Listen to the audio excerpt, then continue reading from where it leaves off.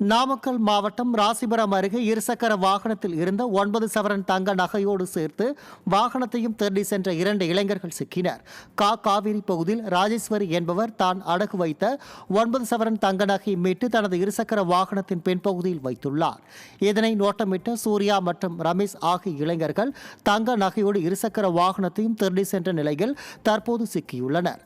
திமுக ஆட்சியில் சந்தி சிரிக்கும் சட்ட ஒழுங்கால் வீட்டை விட்டு வெளியே வரவே பொதுமக்கள் அச்சம் தெரிவிக்கின்றனர். கடலூர் மாவட்டம் வேப்பூர் அருகே விபத்தில் உயிரிழந்த இளைஞரின் மரணத்தில் சந்தேகம் உள்ளதாக கூறி காவல் நிலையத்தை முற்றுகையிட்டு அவரது உறவினர்கள் ஆர்ப்பாட்டம் நடத்தினர். சிறுபாக்கத்திலிருந்து நயினார்பாளையத்திற்கு சிவா என்பவர் ஆட்டோவில் சென்ற நிலையில் எதிரே மௌரிஸ் என்பவர் ஓட்டி வந்த மற்றொரு ஆட்டோ மோதிய விபத்தில் சிவா சிகிச்சை பலனின்றி உயிரிழந்தார்.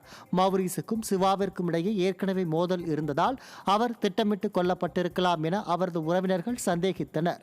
மேலும் இதில் உரிய விசாரணை நடத்த கோரி சிறுபாக்கம் காவல் நிலையத்தை முற்றுகையிட்டு உறவினர்கள் ஆர்ப்பாட்டத்தில் ஈடுபட்டனர். செங்கல்பட்டு மாவட்டம் தாம்பரம் அருகே தலைக்கேறிய மதுபோதையில் அதிவேகமாக காரை ஓட்டிச் சென்று பெண் மீது மோத முயன்ற நபரால் பரபரப்பு ஏற்பட்டது. செம்பாக்கம் பகுதியைச் சேர்ந்த பிரபு ராஜ்குமார் என்பவர் மதுபோதையில் சோழிங்கநல்லூர் நோக்கி அதிவேகத்தில் சென்றபோது மற்றொரு காரை இடித்துச் சென்றதாக கூறப்படுகிறது.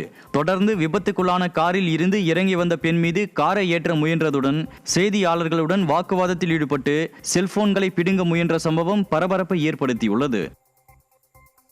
ராமநாதபுரம் மாவட்டம் தில்லையேந்தல் பகுதியில் கடந்த 6 மாதங்களுக்கு முன் போடப்பட்ட மெட்டல் சாலை சிதிலமடைந்து மக்கள் வரிப்பணம் வீணடிக்கப்பட்டுள்ளதாக பொதுமக்கள் குற்றம் சாட்டியுள்ளனர். மேலும் சம்பந்தப்பட்ட துறை அதிகாரிகள் கள ஆய்வு மேற்கொண்டு குறைபாடுகளை சரி செய்ய வேண்டும் என்று பொதுமக்கள் கோரிக்கை வைத்துள்ளனர். போடுறதுக்கு பதிலாக தார் சாதையாக போட்டிருக்கலாம். இப்போ பாருங்க, கல்லெல்லாம் வேஸ்ட்டாக உதிரியாக இருக்குது. இது போட்டு 2024 சொல்லியும் போடலை. எஸ்டிமேட் போட்டாங்க, எல்லாம் போடலை. ஆனால் மக்கள் போராடினதுக்கு பிறகு போடப்பட்ட ரோடு இன்னைக்கு சீரழிஞ்சுக்கிட்டு இருக்கு. இது தாங்கவே இல்லை. 6 மாதம் கூட தாங்கலை. இதுக்கு ஒரு தார் சாலை போட்டிருந்தா நல்லா இருந்திருக்கும்ல. ஏன் பொருளாதாரத்தை வீணடிக்கிறீங்க? போக்குவரத்தை கண்காணிக்க காவல்துறை இல்லாததால் ராமநாதபுரம் மாவட்டம் முக்கிய நகர பகுதிகளில் போக்குவரத்து நெரிசல் ஏற்படுவதாக வாகன ஓட்டிகள் மற்றும் பொதுமக்கள் குற்றம் சாட்டியுள்ளனர். நகரின் முக்கிய பகுதிகளில் ஏற்படும் போக்குவரத்து நெரிசலால் உரிய நேரத்தில் கல்வி நிலையம், அலுவலகம் மற்றும் பொது இடங்களுக்கு குறித்த நேரத்திற்கு செல்ல முடியாமல் பொதுமக்கள் அவதியடைந்துள்ளனர்.